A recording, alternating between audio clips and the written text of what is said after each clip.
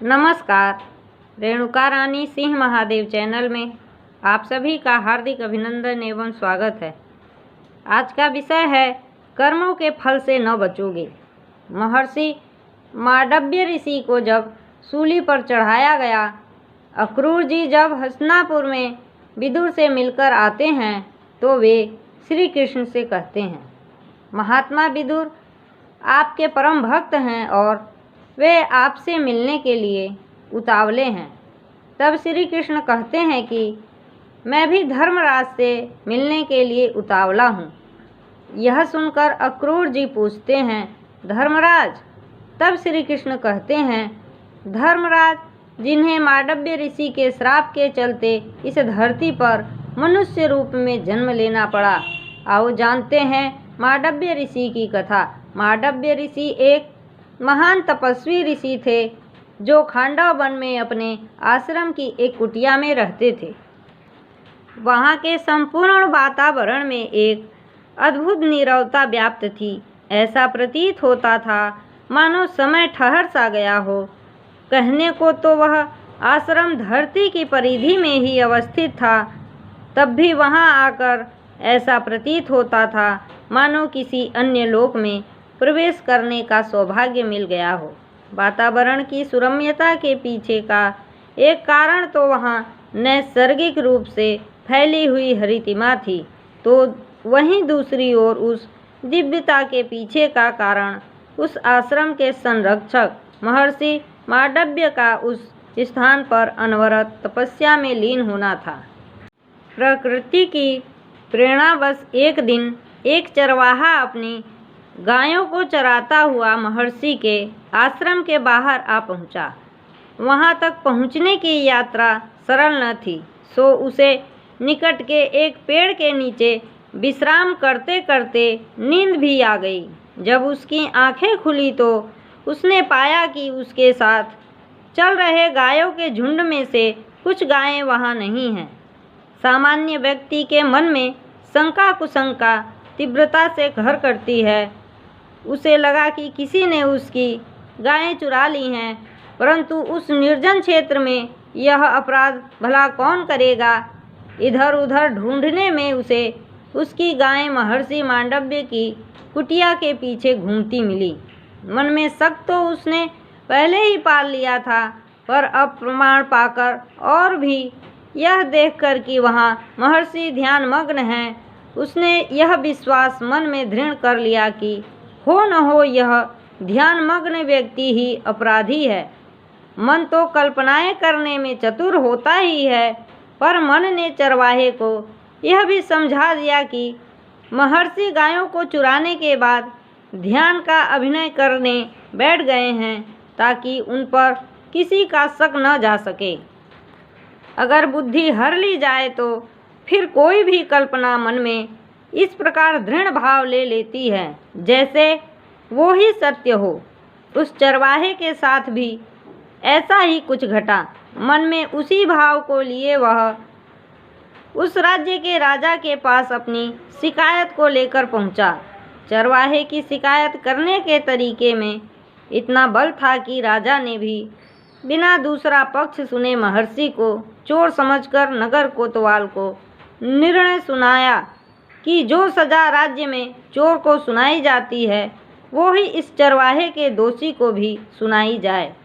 उस राज्य में चोरी की सजा सूली पर चढ़ाने की थी, सो वो ही सजा नगर कोतवाल ने महर्षि के लिए भी निर्धारित कर दी।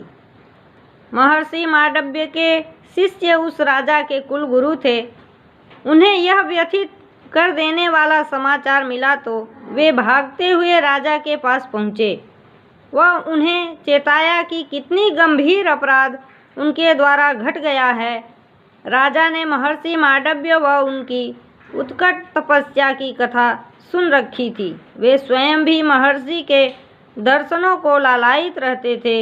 यह जानकर कि उन्होंने अनजाने में महर्षि को ही प्राणांत का दंड दे डाला है, उनका शरीर कांप उठा। वे तुरंत कुलगुरु को साथ लेकर सजा जिस स्थान पर दी जा रही थी वहां पहुँचे, पर देरी बहुत हो चुकी थी।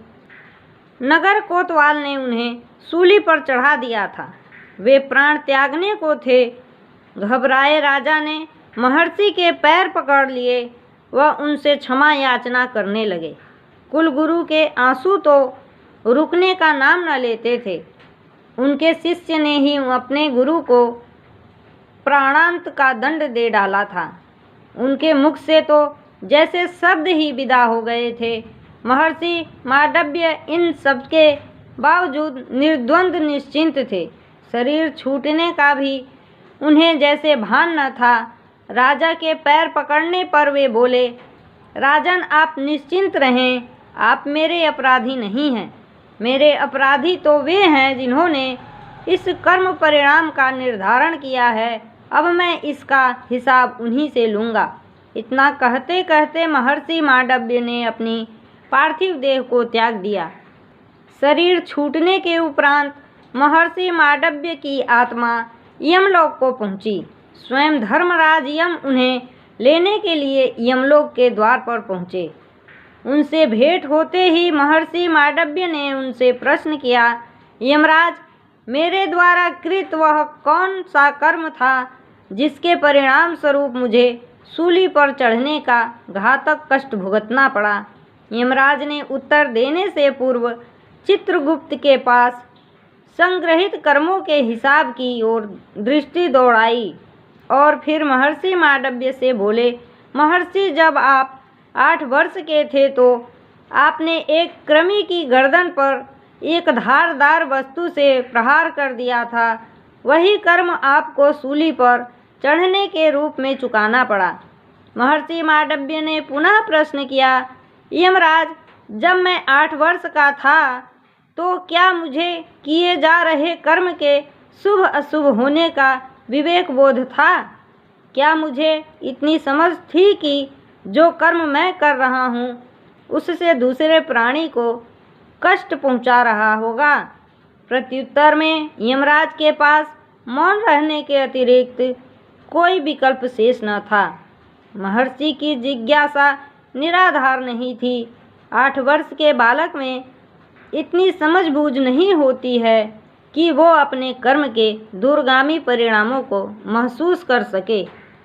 यमराज को निरुत्तर देख महर्षि मांडव्य बोले, उस स्थिति में इस कर्म का निर्धारण करने की जिम्मेदारी मेरी है। आज के उपरांत मैं यह नियम निर्धारित करता हूँ कि 12 वर्ष के नीचे के बालक अथवा बालिका को उनके द्वारा कृत कर्म का आधा अंश भुगतना पड़ेगा। शेष आधे की जिम्मेदारी उनके माता पिता की होगी, क्योंकि यह उनकी जिम्मेदारी है कि वे अपने पुत्र अथवा पुत्री को शुभ अथवा अशुभ कर्म का बोध कराएं। इतना कहकर महर्षि मांडव्य थोड़ा ठहरे और पुनः बोले, कर्म के निर्धारण की सम्यक जिम्मेदारी इस पद पर आसीन होने के कारण तुम्हारी थी यमराज, पर इस जिम्मेदारी को पूर्ण करने में तुम सफल नहीं रहे और इसीलिए तुम्हें भी अपने कर्म दोष का परिणाम भुगतना होगा। इसके परिणाम स्वरूप तुम्हें धरती पर जन्म लेना होगा और तुम एक साथ 2 व्यक्तियों के रूप में जन्म लोगे। एक रूप में तुम शासक बनोगे परंतु जीवन भर भटकते रहोगे। दूसरे रूप में तुम ज्ञानी तो होगे परंतु अधिकार से शून्य रहोगे। महर्षि मांडव्य द्वारा कहे गए उन वचनों के मिथ्या जाने का प्रश्न ही नहीं था। यमराज को धरती पर 2 रूपों में जन्म लेना पड़ा। पहले रूप में वे युधिष्ठिर बने, जिसमें वे शासक तो थे परंतु जीवन भर भटकते रहे, और दूसरे रूप में वे सूत पुत्र विदुर के रूप में थे, जिसमें वे अधिकार से च्युत रहे। स्पष्ट है कि कर्मों का परिणाम जब कर्मों का निर्धारण करने वाली शक्तियों को स्वीकारना पड़ता है तो प्रत्येक व्यक्ति की यह जिम्मेदारी बन जाती है कि वह कर्मों को उनमें निहित शुभ अशुभ की भावना को ध्यान में रखते हुए करे। इस तरह अपने किए हुए कर्मों का शुभ अशुभ फल प्रत्येक व्यक्ति को भुगतना पड़ता है। इसी के साथ मैं अपनी वाणी को विराम देती हूँ। जय हिंद, जय भारत।